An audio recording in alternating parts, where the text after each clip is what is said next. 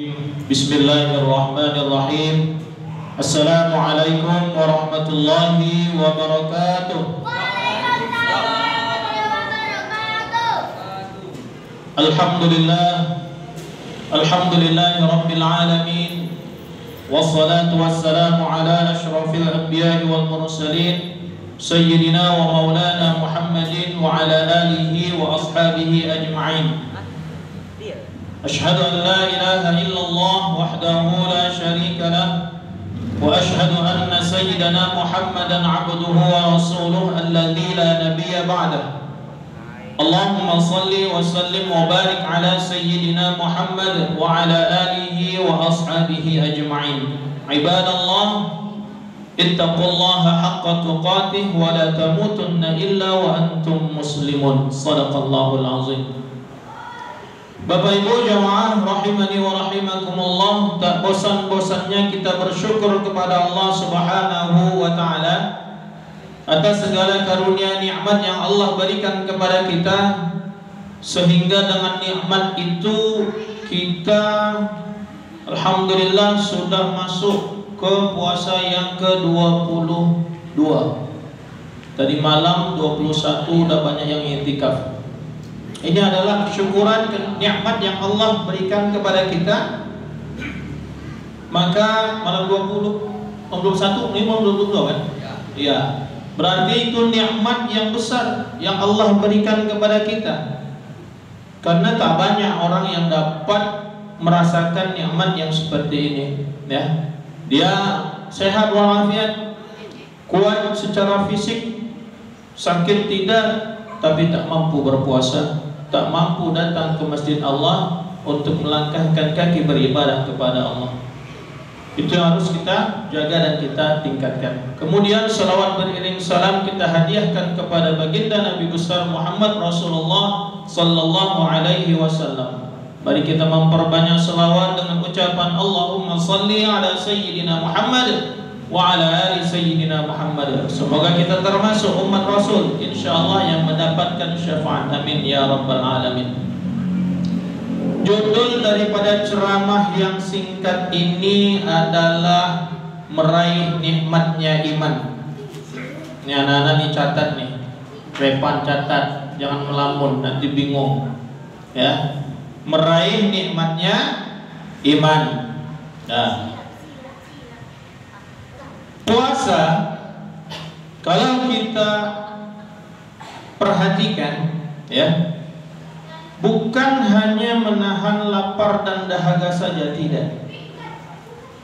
Kalau hanya sekedar menahan lapar dan haus saja, insya Allah kalau kita dengan keimanan kita berpuasa, ya, pasti kita sanggup. Pasti saya bilang. Kenapa? Seorang Muhammad Salah, kenal Muhammad Salah kan? Kenal kan? Itu puasa. Coba main bola profesional. Coba kalau kita hanya bekerja kantor pergi pagi atau ya berdagang, berjualan dan lain sebagainya, jangan pikirkan melalui fisik, tidak bisa. Kalau fisik itu mungkin bisa lemas. Orang yang beladang dan lain sebagainya itu lemas, ya.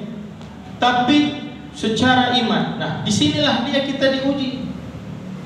Jadi ada dua. Kita berpuasa ini melatih dua, ya.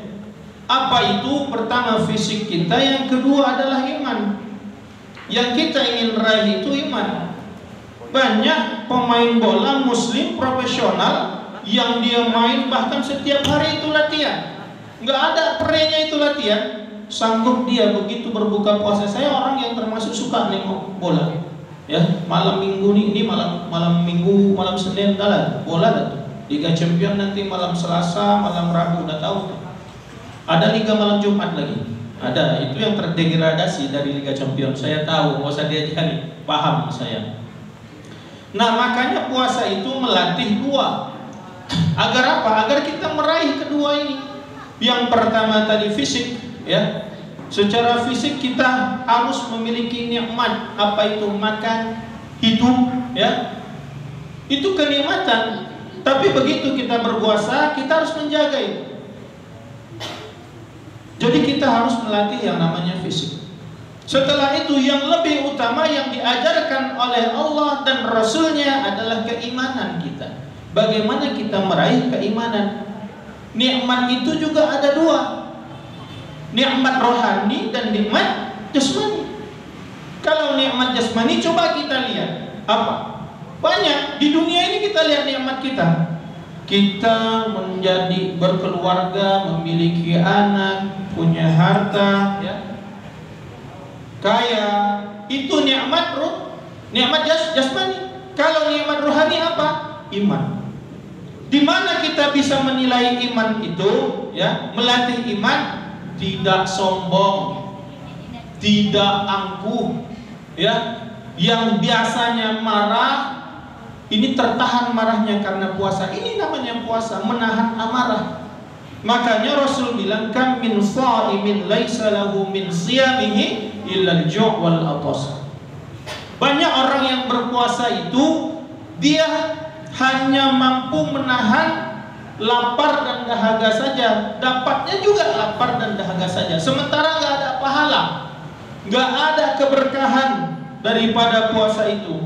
Nggak ada nilainya di sisi Allah puasa kita itu. Kenapa? Karena kita nggak mampu menahan amarah kita, menahan emosi kita, ya.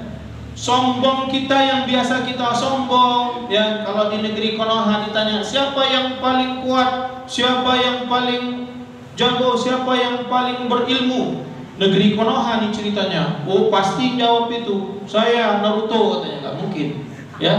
Negeri Konoha, presiden nggak mungkin paling kuat, enggak. Itu kesombongan itulah yang dilatih nih. Di puasa ini ditahan. Sebulan kita belajar untuk menahan hal-hal kesombongan, amarah, yang suka marah, ya. Bisa menahan itu, maka sukses kita puasa. Setelah itu apa? Implementasinya, istiqomah kita dalam melaksanakan, mampu kita menahan hal-hal yang berkaitan dengan keimanan kita. Nah, banyak orang di sini yang kalah. Kalau nahan lapar sama dahaga gampang, itu biasa aja. Tapi kalau yang namanya menahan mulut ini supaya nggak ngomel, nahan pandangan ini supaya jangan jelalatan, ya, menahan kuping ini supaya jangan dengar-dengar hal yang nggak baik, harus baca Quran, itu yang sulit. Nah, itu dia. Maka Ramadan ini juga adalah bulan tarbiyah untuk kita seluruhnya. Kalau lapar dan dahaga udah lewat itu, udah mampu kita menahan. Tapi yang namanya iman tadi itu, ini yang perlu kita diajarkan. Kisah Nabi Musa, seorang Nabi Musa, Nabi yang punya kekuatan. Dia punya amarah yang begitu dahsyat, sehingga sebelum jadi nabi dia pernah membunuh. Dipukulnya orang Bani Israel, mati. Saking marahnya dia, marah. Nah, itu dia. Jadi hal ini yang harus dikontrol. Seorang nabi pernah ditanya oleh para pengikutnya. Apa pertanyaannya? Gini pertanyaannya. Wahai Nabiullah Musa, siapa di dunia ini yang paling berilmu? Ya, itu pertanyaannya. Siapa siapa yang di negeri Konoha ini yang paling berilmu? Nah, gitu bahasanya. Kalau anak-anak ngerti nih, harus digitukan dia. Dibilangnya apa? Oh, sayalah yang paling berilmu, kata Nabi Musa. Sombong. Datang langsung teguran daripada Allah Subhanahu wa taala. Hei Nabi Musa, jangan engkau pikir engkau itu yang paling hebat. Bisa engkau bilang engkau yang paling berkuasa, di dunia ini? Apakah engkau yang paling berilmu di dunia ini? Kamu bilang engkau yang paling berilmu, bukan engkau yang paling berilmu. Tuh kejut Nabi Musa. Kenapa?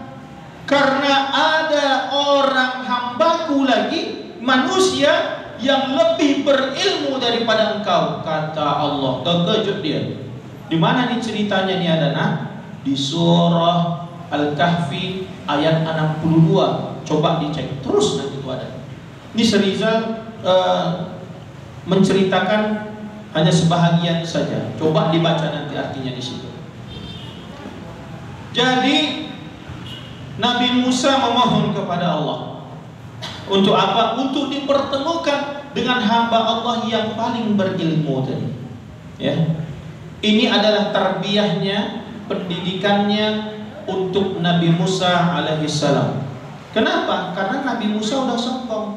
Aku yang paling berilmu, aku yang paling berkuasa di tempat ini aku paling berkuasa. Langsung Allah jawab, bukan kamu yang paling berilmu di sini. Masih ada yang paling berilmu. Lalu disuruh Allah di dalam ayat tersebut, ya. Ini, kalau kamu ingin bertemu dengan seorang hambaku tadi, bawa ini ikan. Coba ikan disuruh bawa. Udah, begitu ini hilang, maka engkau akan bertemu dengan hambaku tersebut. Bayangkan Bapak Ibu, nggak logika udah. Memang iman itu nggak logika udah, nggak pakai logika lagi, sulit. Siapa yang tahu melihat kita ini beriman atau enggak? Nggak ada. Ya, hanya Allah dan kita sendiri yang tahu. Oh, si fulan beriman, oh si fulan berilmu tinggi, oh si fulan. Allah yang tahu semua, Allah yang menilai. Bahkan Allah tahu siapa yang sombong. Apalagi langsung terceplos dengan mulut sendiri, ya kan? Saya paling berkuasa. Oh, bahaya itu. Langsung Allah tunjukkanlah siapa yang paling berkuasa di dunia ini. Bertemulah dia, singkat cerita nih ya, karena 15 menit, ini udah 10 menit ceritanya. Nanti kita buat jilid kedua, kapan? Minggu depan. Ini jilid pertama masih ini, ya. Manisnya iman, jilid 1 judulnya. Jilid kedua nanti kita lanjutkan, masih ada lagi. Nanti kalau kita gas sampai jam 10 baru terawih, kan nggak mungkin, ya kan? Nah, ini panjang ini kalau cerita kisah ini, wah panjang ini. Singkat cerita, kisah perjalanan ini, ya, ini kalau sebagian ulama menyampaikan bahwasanya ini sekitar 6 tahun Nabiullah Musa belajar, ya, belajar dengan siapa namanya di dalam Al-Quran tersebut. Ayo anak-anak, ada yang tahu Nabi siapa yang tak tercatat dia 25 Nabi tapi ada di Al-Quran? Ayo, ada yang tahu Nabi siapa? Nabi Khidir. Tuh 62 itu perjalanan Nabi Musa bercerita bertemu dengan Nabi Khidir. Coba, Nabi Musa sombong. Dia udah bilang, aku yang paling berilmu di dunia. Allah bilang, enggak, jangan sombong, hati-hati, ada hambaku yang sepertimu beriman kepadaku. Datang kamu belajar ke sana. Ketemulah. Tapi ketemunya aneh, bawa ikan tadi, ya kan? Kalau hilang katanya, hilang ikan itu, maka dia di sekitar itu. Rupanya kalau cerita-ceritanya Nabi Khidir ini adalah hidupnya di sekitaran pulau, ya, antara ya bertemunya dua mata air laut. Gak tahu itu, ada yang menyampaikan pada ulama Samudra Pasifik, Samudra Hindia, ada perbatasan Romawi dan Eropa, itu banyak versi. Tapi yang jelas di dalam Al-Quran tersebut dijelaskan bertemunya itu di pulau yang berbatasan dia, ya, ada dua aliran antara pulau tersebut. Maka bertemulah di situ, hilang ikan itu. Dia bawa asisten. Nabi Musa bawa asisten, istirahat dia di sebuah batu, istirahat karena capek kali berjalan ini, udah nyari yang namanya Nabi Khidir ini nggak dapat, capek kali jalan. Begitu sampai istirahat, Nabi Musa tertidur, asistennya tadi nggak tertidur gara-gara menjaga ikan tadi, tapi mulai terlelap juga saking capeknya tadi tuh, mulai terlelap. Rupanya ini atas izin Allah, entah menggelupur entah apa ikannya tadi itu, bukan ikan cupang ya, ya. Nanti kalian pikir pula ikan cupang. Kalian suka kali kalau cerita ikan cupang, langsung tahu kalian. Tahu kalian ikan cupang? Tahu kan? Kalau suka kali ngelaga ikan cupang nih berarti ini. Ikan tadi itu menggelupur di bawahan tadi itu. Tapi dalam keadaan ngantuk-ngantuk, enggak diopeninya, enggak ngeh lah. Rupanya habis itu, begitu menggelupur, tiba-tiba melompat ikan itu. ke jalur yang namanya air menuju ke laut. Hilang tengah jalan. Akhirnya tidur berdua, bangun mau jalan lagi.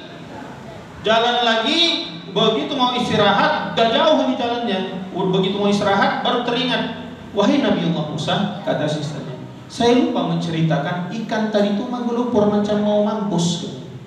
Menggelupur ikan itu, saya lupa menceritakan sama Nabi Allah Musa.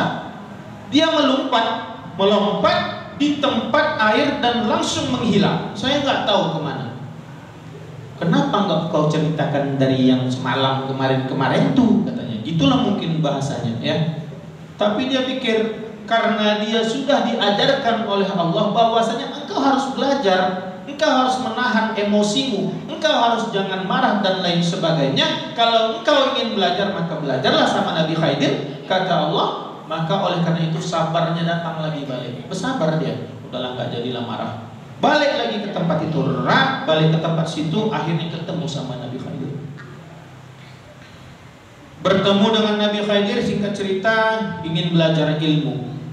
Di sini kalau Nabi, ya, kalau Nabi sekelas Nabi bertemu, dia bercerita tentang ilmu apa? Ilmu agama. Ilmu agama yang ingin didalami oleh Nabi Allah Musa alaihissalam.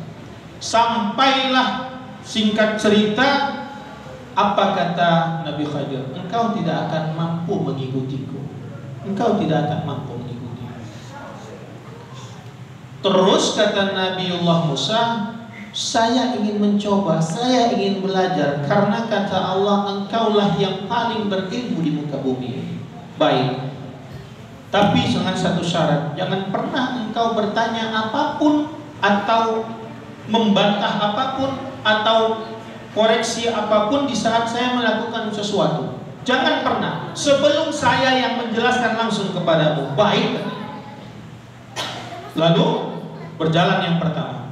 Perjalanan yang pertama ada perahu. Ini di pinggir pantai, masih di pinggir pantai. Perahu itu besar. Datang Nabi Khidir naik, begitu naik, habis naik di lubangnya. Paham? Insting Nabi Allah Musa mulai main. Loh, ini kan kesalahan. Nabi Musa itu seorang hakim juga, dia seorang hakim juga. Langsung berpikir, ini salah. Kenapa yang bagus punya orang, ada hak orang lain, engkau lubangi sehingga dia nggak bisa berlayar? Ya, itu pertanyaan Nabi Musa. Nabi Musa udah mulai koreksi. Nabi Musa mulai naik, dia pitamnya sikit.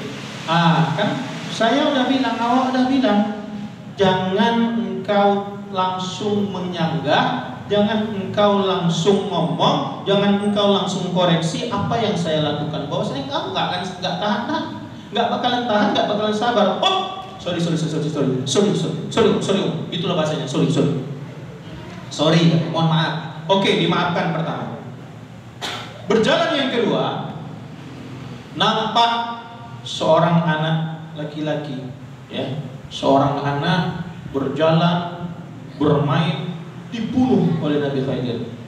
Ini ceritanya berlanjut dari 62 Al-Kahfi itu, boleh dicek, ya.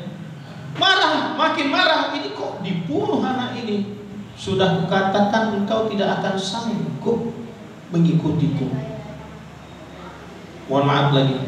Akhirnya yang kedua itu dia mengatakan, Nabi Allah Musa, izinkan aku sekali lagi belajar kepadamu agar aku benar-benar mengetahui hakikat kesabaran, hakikat ilmu itu yang sebenarnya. Jadi lanjut. Oke, tapi yang terakhir, ya. Yang terakhir katanya, begitu sampai di sebuah tempat, ya, ingin, ya, letih berjalan, mencari makan, minta dijamu Nabi Khidir dan Nabi Musa alaihissalam, tapi tidak diberikan jamuan. Rupanya dilihat di situ ada gubuk reot, rumah yang reot tadi. Datang Nabi Khidir, nggak ada cerita, nggak ada ngajak Nabi Musa, dibangunnya lagi itu. Yang reot tadi itu dibaguskannya lagi, tiang-tiang disangga dicantikkannya lagi. Makin bingung Nabi Musa. Ditanya lagi, karena udah instingnya seorang hakim, dia banyak kali tanya. Ini yang susah memang ini. Secara kalau perkara iman nggak usah tanya memang. Ya, ini dia.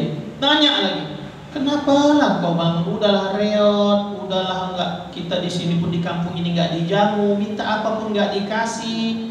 Kau betulkan lagi yang namanya rumah yang udah reot ini. Akhirnya, finalnya, ini ceritanya berjalan sekitar 6 tahunan belajarnya. 3 kisah yang paling besar yang diceritakan di dalam Al-Quran tersebut. Akhirnya kata Nabi Khidir, sampai disinilah kisah kita, ya, sampai disinilah cerita kita, sampai disinilah perjalanan kita. Saya akan menjelaskan satu persatu masalah yang kau pertanyakan. Satu, katanya. Satu, kapal yang aku bolongi itu adalah miliknya beberapa nelayan yang punya istri di rumah, ya. Kalau tidak aku bocorkan itu kapal tersebut, maka kapal ini berlayar dan di sana sudah ada perompak yang akan membunuh semua suami-suami itu.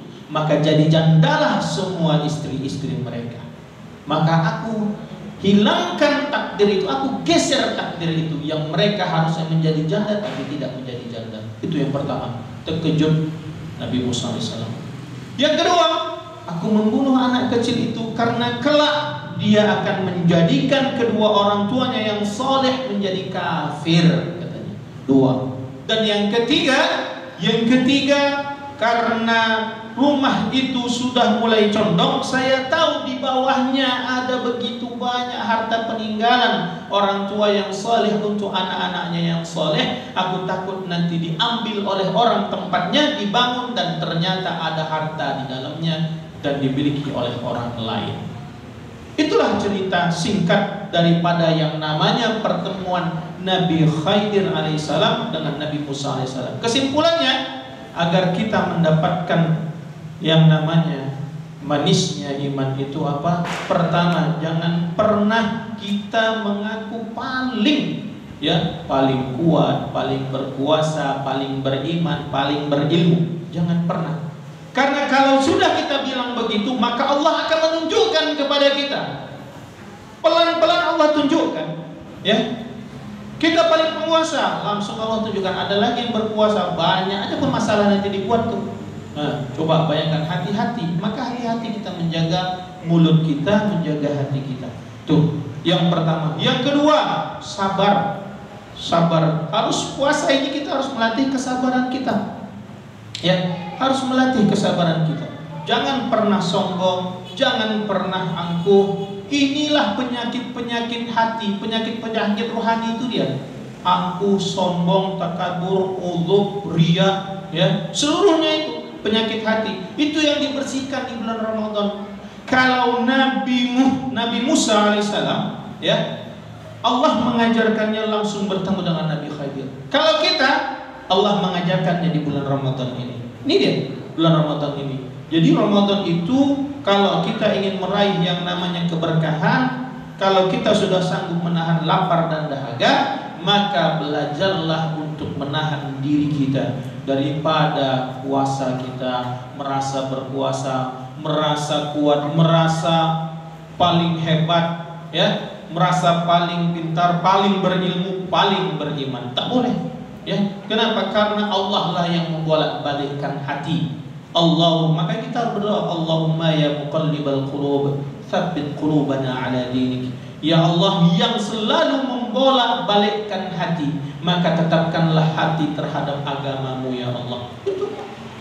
Jadi harus, maka hati-hati kita ya, kita harus paling, kalau yang namanya nikmat lahiriah sudahlah, ya. Pasti itu Allah berikan kepada kita. Kalau kata Pak Belalang, semut dalam batu aja pun makan. Tak mungkinlah manusia tak makan. Itu Pak Belalang. Tapi salah juga persepsi dia. Dia nggak bekerja. Tapi Allah suruh kita berikhtiar. Pasti kita dapat. Tapi yang namanya hati, yang namanya iman, ini memang harus dilatih. Ya, jangan pernah kita merasa paling beriman, paling ini, paling itu. Jangan. Seorang nabi Allah tegur langsung karena menganggap bahwa dirinya yang paling berilmu. Tapi tegurannya baik untuk melatih diri dia.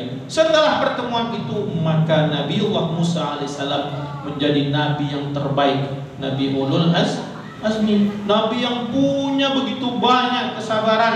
sehingga digelar Nabi Ulul Azmi, ya, sehingga memiliki gelar itu karena banyak kali cobaannya.